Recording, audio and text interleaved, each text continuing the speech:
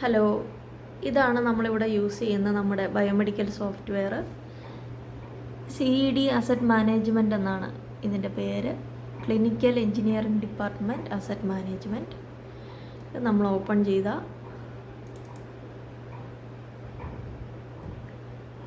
User ഐഡിയും പാസ്വേഡും ഇട്ട് ലോഗിൻ ചെയ്യുക. പിന്നെ മെയിനായിട്ട് നമുക്ക് ഈ ഡാഷ്ബോർഡിൽ കാണാൻ പറ്റുന്നത് ഈ കാര്യങ്ങളൊക്കെയാണ്. ഇതെന്തൊക്കെയാണെന്നുള്ളത് ഞാനൊന്ന് പറയാം. നമ്മുടെ PMൻ്റെ ഡ്യൂ, കാലിബ്രേഷൻ്റെ ഡ്യൂ, പിന്നെ നമ്മുടെ വർക്ക് ഓർഡറുകൾ. നമുക്ക് ഒരു ദിവസം ഇപ്പം വന്ന കംപ്ലൈൻറ്റുകളിൽ എത്ര കംപ്ലൈൻറ്റാണ് നമ്മൾ ക്ലോസ് ചെയ്യാനുള്ളതെന്നാണ് ഈ കാണിക്കുന്നത്. ഇപ്പം ഞങ്ങൾക്ക് 7 എണ്ണം ഉണ്ട് ക്ലോസ് ചെയ്യാൻ. പിന്നെ നമ്മുടെ AMC CMC യുടെ സ്റ്റാറ്റസ്, പിന്നെ വാറണ്ടിയുടെ സ്റ്റാറ്റസ്, ഇതൊക്കെയാണ് ഇതിനകത്ത് കാണിക്കുന്നത്. പിന്നെ ഞാൻ ഇപ്പം ഡാഷ്ബോർഡിൽ പിന്നെ വരുന്നത് നമ്മുടെ എക്യുപ്മെൻറ്റിൻ്റെ ലിസ്റ്റാണ്. എക്യുപ്മെൻറ്റിൻ്റെ ലിസ്റ്റുകളാണ് ഈ കിടക്കുന്നത്. ഇതിൽ ഓരോ എക്യുപ്മെൻറ്റും ഡീറ്റെയിൽ ആയിട്ട് നമുക്ക് കാണാൻ വേണ്ടി നമുക്ക് സെർച്ച് ചെയ്യാം. ഇപ്പം നമുക്ക് ഡിപ്പാർട്ട്മെൻറ്റ് വൈസോ CIC നമുക്ക് ഡിപ്പാർട്ട്മെൻറ്റ് വൈസോ അല്ലെങ്കിൽ എക്യുപ്മെൻറ്റ് വൈസോ എങ്ങനെ വേണമെങ്കിലും നമുക്കിത് സെർച്ച് ചെയ്യാം. ഇപ്പം ഇതിനകത്ത് സെർച്ച് ചെയ്തിട്ട് ഇപ്പം നമ്മൾ എങ്ങനെ വേണമെങ്കിലും നമ്മൾ ഉദ്ദേശിക്കുന്ന എക്യുപ്മെൻറ്റ് നമുക്ക് എടുക്കാം. ഇല്ലെങ്കിൽ ID വൈസോ നമുക്ക് സെർച്ച് ചെയ്യാം. ഇങ്ങനെ ചെയ്ത് കഴിഞ്ഞ് നമ്മളിതിൽ വ്യൂ കൊടുക്കുവാണെങ്കിൽ ഇങ്ങനെയുള്ളൊരു വ്യൂവിലിപ്പം വരുന്നത് asset ID, PM due, serial number, cal due, calibration due, warranty due, AMC due. ഇത് നമ്മൾ ഡീറ്റെയിൽഡ് വ്യൂ കൊടുക്കുവാണെങ്കിൽ എല്ലാം ഡീറ്റെയിൽ ആയിട്ട് കിട്ടും. ID, asset name, make, model, serial number, department, PM done date, due date, calibration done date, due date, warranty start date, end date, AMC CMC start date, end date, പിന്നെ എക്യുപ്മെൻറ്റിൻ്റെ status ആക്റ്റീവാണോ കണ്ടമാണോ അങ്ങനെയുള്ള status. പിന്നെ ഇതിനകത്ത് നമ്മൾ ഈ installation document കൊടുക്കുവാണെങ്കിൽ നമുക്ക് ഇതിൻ്റെ installation report അങ്ങനെയുള്ള ഇൻസ്റ്റാളേഷൻ റിപ്പോർട്ട് നമുക്ക് എടുക്കാൻ പറ്റും. ഇൻവോയ്സ് കൊടുക്കുവാണെങ്കിൽ ഇൻവോയ്സ് ഡീറ്റെയിൽസ് നമുക്ക് എടുക്കാൻ പറ്റും.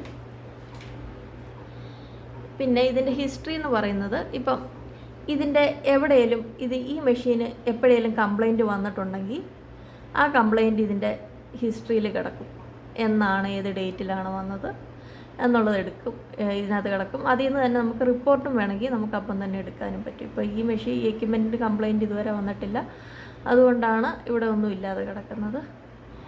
പിന്നെ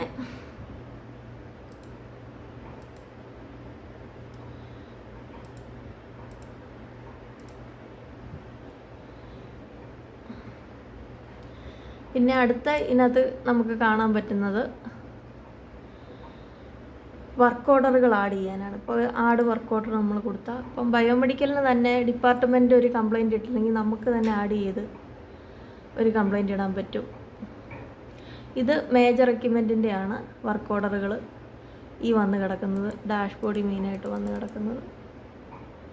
ഇതിനകത്ത് നമുക്ക് വർക്ക് ഓർഡറിന് കൊടുത്താൽ ഈ എക്യുപ്മെൻറ്റിന് എഗെയിൻസ്റ്റ് നമുക്ക് എന്താണ് കംപ്ലൈൻറ്റ് എന്നുള്ളത് കൊടുക്കാൻ പറ്റും. സ്റ്റാഫ് നെയിം എഴുതുക, എന്താണ് കംപ്ലൈൻറ്റ് എന്നുള്ള ഡിസ്ക്രിപ്ഷൻ എഴുതുക. പിന്നെ നമ്മളിവിടെ ക്ലിയർ കൊടുക്കുക. ക്ലിയർ കൊടുത്തിട്ട് സൈൻ ചെയ്യുക. അത് കഴിഞ്ഞ് സൈൻ കൊടുത്ത് സബ്മിറ്റ് ചെയ്താൽ ഈ വർക്ക് ഓർഡർ പ്ലേസ് ആകും.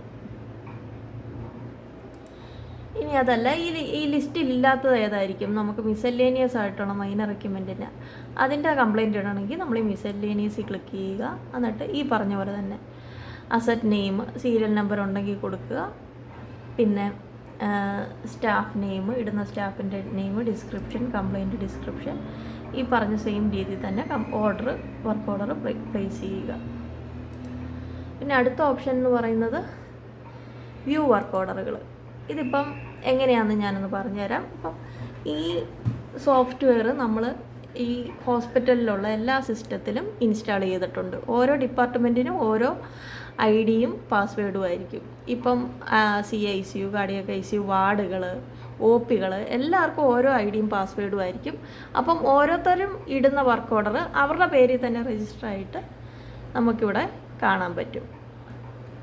അപ്പോൾ ഈ വ്യൂ വർക്ക് ഓർഡറിൽ നമുക്ക് കാണാൻ പറ്റുന്നത് നമ്മുടെ വർക്ക് ഓർഡറുകൾ ഇതുവരെ വന്നിട്ടുള്ള എല്ലാ വർക്ക് ഓർഡറും നമുക്ക് വ്യൂ വർക്ക് ഓർഡറിൽ പോയാൽ കാണാൻ പറ്റും.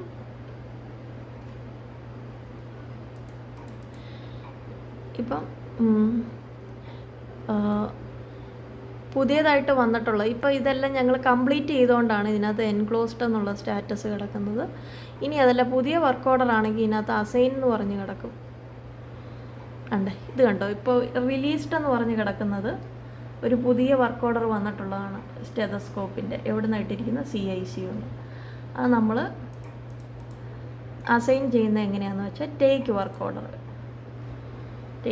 ഓർഡർ എന്ന് പറയുമ്പം നമ്മൾ അസൈൻ ചെയ്ത ഡേറ്റും ടൈമും ഇവരെന്നാണോ ഇട്ടിട്ടുള്ള ഡേറ്റും ടൈമും അതായിരിക്കും വർക്ക് ഓർഡർ വന്നിരിക്കുന്ന ഡേറ്റും ടൈമും. നമ്മൾ അസൈൻ ചെയ്യുന്ന ഇപ്പോഴത്തെ ഡേറ്റും ഈ ടൈമിലും ആയിരിക്കും നമ്മൾ അസൈൻ ചെയ്യുന്നത്. അപ്പോൾ നമ്മൾ അസൈൻ കൊടുത്താൽ നമ്മുടെ പേര് അത് അസൈനായി. ഇനി മൈ വർക്ക് ഓർഡറിൽ പോയാൽ ഞാൻ അസൈൻ ചെയ്തിട്ടുള്ള കംപ്ലൈൻറ്റ് എനിക്ക് കാണാൻ പറ്റും. അത് ഞാൻ കംപ്ലീറ്റ് ചെയ്ത് കഴിഞ്ഞ് അറ്റൻഡ് കൊടുക്കുക. അറ്റൻഡ് ചെയ്ത് കഴിഞ്ഞ് നമ്മൾ ആക്ഷൻ ടേക്കണം, എന്താ നമ്മൾ ചെയ്തത്, പിന്നെ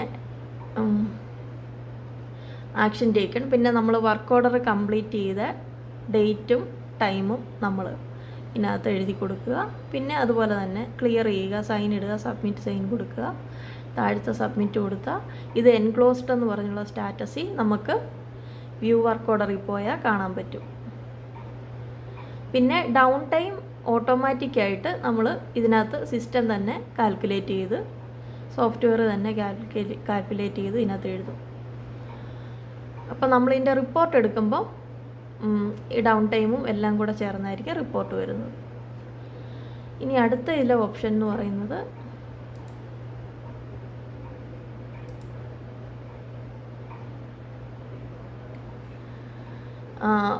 PPM. നമുക്ക് ഡ്യൂ ആയിട്ട് കിടക്കുന്ന PM ഇപ്പം നമ്മൾ ഡാഷ്ബോർഡിൽ പോയപ്പം കണ്ടില്ലേ, 24 PM ഡ്യൂ ഉണ്ട്. അത് നമ്മൾ PP എടുത്താൽ അത് ഏതൊക്കെയാണെന്നുള്ളതാണ് ഈ കിടക്കുന്നത്.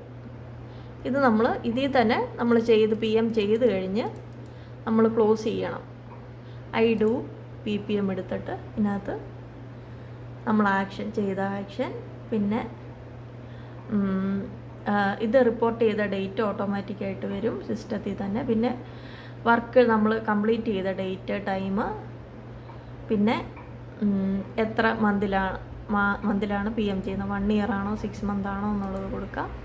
പിന്നെ സൈൻ ചെയ്യുക. പിന്നെ നമ്മൾ നമ്മുടെ റിപ്പോർട്ട് അപ്ഡേറ്റ് ചെയ്യുക, റിപ്പോർട്ട് അപ്ലോഡ് ചെയ്യുക, സബ്മിറ്റ് ചെയ്യുക, ക്ലോസ് ചെയ്യുക. അത്രയേ ഉള്ളൂ PMൻ്റെ. ഇനി അടുത്തത് കാലിബ്രേഷനും ഇതേ രീതിയിലാണ്. കാലിബ്രേഷൻ ഡ്യൂ കിടക്കുന്നത് ഇതിൽ കാണിക്കും. നമ്മളതിൽ പോയിട്ട് I do കാലിബ്രേഷൻ എടുക്കുക. ഈ PPM ചെയ്ത അതേ രീതിയിൽ ചെയ്യുക, സബ്മിറ്റ് ചെയ്യുക, റിപ്പോർട്ട് അപ്ലോഡ് ചെയ്യുക. അത്രയേ ഉള്ളൂ PMൻ്റെ.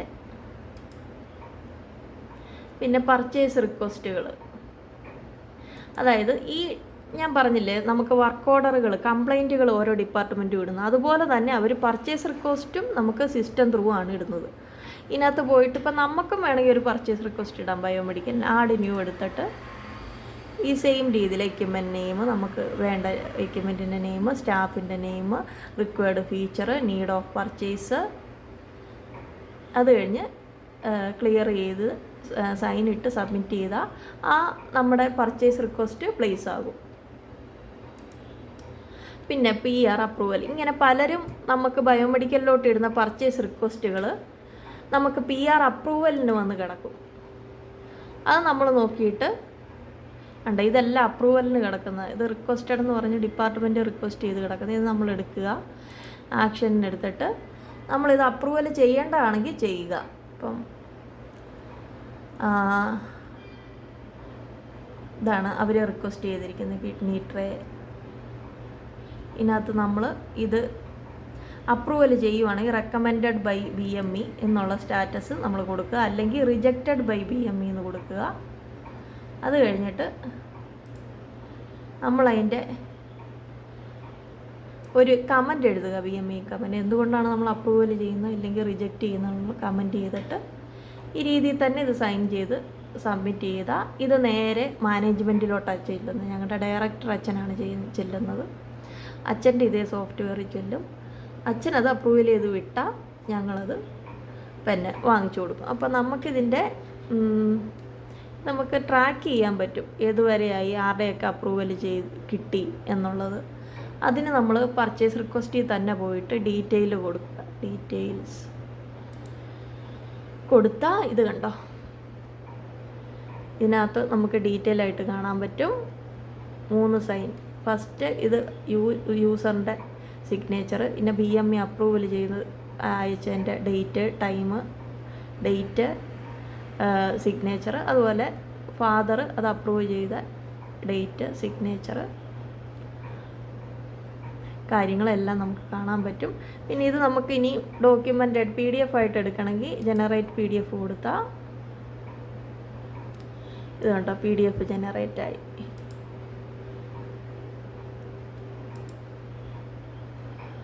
ഡീറ്റെയിൽ ആയിട്ട് ഇങ്ങനെ നമുക്ക് കിട്ടും.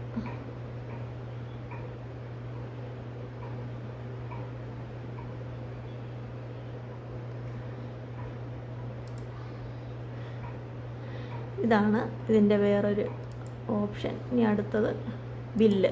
നമുക്ക് ബയോമെഡിക്കലിലോട്ട് അക്കൗണ്ട്സിലോട്ട് കൊടുക്കാനുള്ള ഓരോ മാസത്തെയും ബില്ലുകൾ. ഇവിടെ ബയോമെഡിക്കലിൻ്റെ നമ്മൾ പർച്ചേസ് നടത്തുന്നതിൻ്റെ എല്ലാം ബില്ലുകൾ നമുക്ക് ഇതിനകത്ത് ആഡ് ചെയ്യാൻ പറ്റും. ആഡിൽ പോയിട്ട് ഈ രീതിയിൽ തന്നെ ആഡ് ചെയ്ത് ഇതിനകത്ത് നമ്മൾ ചൂസ് ഫയലിനകത്ത് ബില്ല് അപ്ലോഡ് ചെയ്തിട്ട് സബ്മിറ്റ് കൊടുത്താൽ മതി. പിന്നെ നമ്മൾ കൊടുത്ത ബില്ലുകളുടെ ഡീറ്റെയിൽസ് കാണണമെങ്കിൽ വ്യൂവിൽ പോയാൽ ഡീറ്റെയിൽഡ് വ്യൂ കാണാൻ പറ്റും. ഇതിനകത്ത് നമ്മൾ ഡൗൺലോഡ് ചെയ്താൽ നമ്മൾ അപ്ലോഡ് ചെയ്ത ബില്ല് വരും.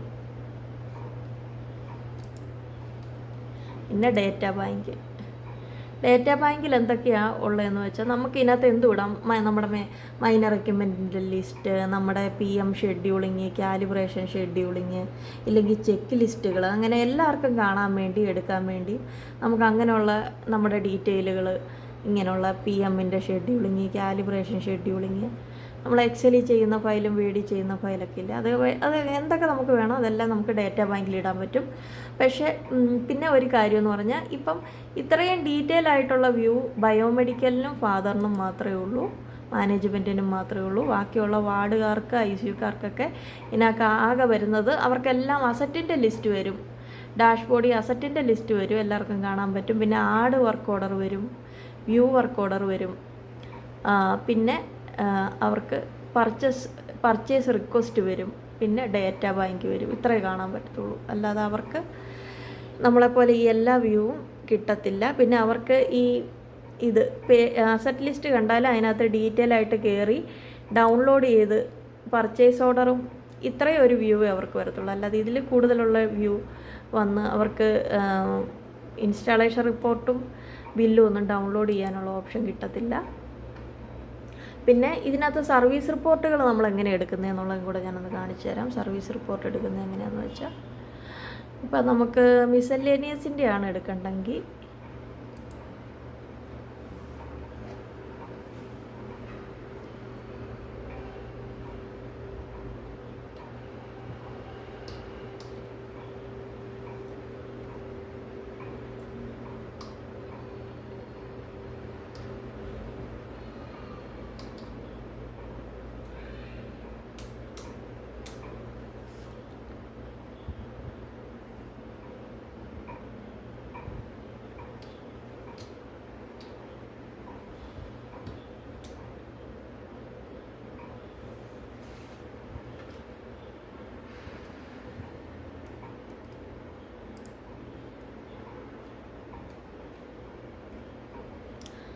MISSL ആയിരുന്നു, MISSL എന്ന് നമ്മൾ അടിച്ചു കൊടുത്താൽ ഈ മിസലേനിയസ് ആയിട്ടുള്ള മൈനർ എക്യുപ്മെൻറ്റിൻ്റെ ഈ വ്യൂ കൊടുത്താൽ, ഡീറ്റെയിൽഡ് വ്യൂ കൊടുത്താൽ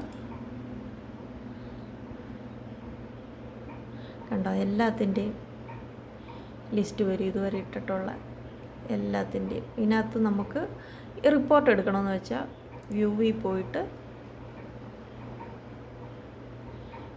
പോയിട്ട് കണ്ടോ നമ്മൾ ചെയ്ത date, action taken, closed date, time, reported date, time, report ചെയ്ത ആരാ, ഡിപ്പാർട്ട്മെൻറ്റ് ഏതെല്ലാം വരും. ഇതിനകത്ത് നമ്മൾ ജനറേറ്റ് PDF കൊടുത്താൽ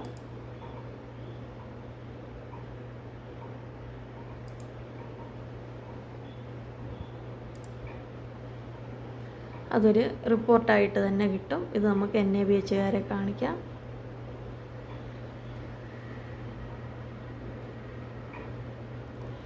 ഡൗൺ ടൈമും റെസ്പോൺസ് ടൈമും എല്ലാം ഇതിനകത്ത് തന്നെ വരും. നമ്മുടെ ഏത് എക്യുപ്മെൻറ്റിൻ്റെ ലിസ്റ്റ് എടുത്താലും ഡൗൺ ടൈം, റെസ്പോൺസ് ടൈം എല്ലാം അതിനകത്ത് വരും. നമ്മൾ കൃത്യമായിട്ട് ക്ലോസ് ചെയ്യണം, ഇല്ലെങ്കിൽ ഡൗൺ ടൈം, റെസ്പോൺസ് ടൈം കൂടും. ഫസ്റ്റ് കറക്റ്റായിട്ട് നമ്മൾ അസൈൻ ചെയ്തിടുക. പിന്നെ അടുത്തത് നമ്മൾ മേജർ എക്യുപ്മെൻറ്റിൻ്റെ ഇപ്പം റിപ്പോർട്ട് കാണണമെങ്കിൽ നമ്മൾ വ്യൂ വർക്ക് ഓർഡറിൽ പോയിട്ട് സെൻട്രിഫ്യൂജിന് കംപ്ലൈൻറ്റ് വന്നിട്ടുണ്ട്. ഏതാ വർക്ക് ഓർഡർ ME0374 374 കംപ്ലൈൻറ്റ് വന്നിട്ടുണ്ട്. അപ്പം നമ്മൾ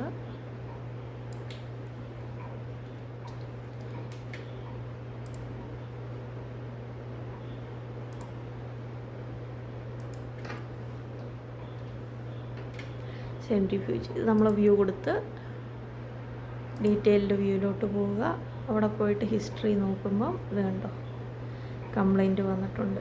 അതിൻ്റെ ഹിസ്റ്ററിയിൽ കാണിക്കും 2024/9/16/12/15 കംപ്ലൈൻറ്റ് ഇട്ടിരിക്കുന്നത്. അപ്പോൾ നമ്മളത് വ്യൂവിലോട്ട് പോവുക. അപ്പോൾ സർവീസ് റിപ്പോർട്ട് വന്നു. ഇത് നമ്മൾ PDF ആക്കണമെങ്കിൽ നമുക്ക് PDF ആക്കാം. അപ്പോൾ ഇതിനകത്ത് തന്നെ നോക്കിയാൽ ക്ലോസ്ഡ് ഡേറ്റ് ടൈമുണ്ട്, റിപ്പോർട്ടഡ് ഡേറ്റ് ടൈമുണ്ട്, എല്ലാവരുടെയും സൈനുണ്ട്. PDF ജനറേറ്റ് ചെയ്യണമെങ്കിൽ നമുക്ക് PDF ജനറേറ്റ് ചെയ്യാം.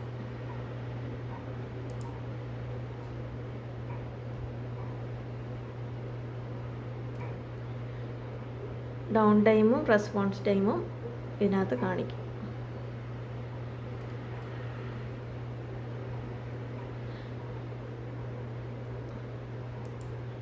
ഇനിയും ഇതിലോട്ട് നമുക്ക് ഒരുപാട് മോഡ്യൂൾ ആഡ് ചെയ്യാം. അപ്പം ഞങ്ങൾ ഇൻസിഡൻറ്റ് റിപ്പോർട്ടും എല്ലാം ഇതിനകത്ത് ആഡ് ചെയ്യാൻ പോവുകയാണ്.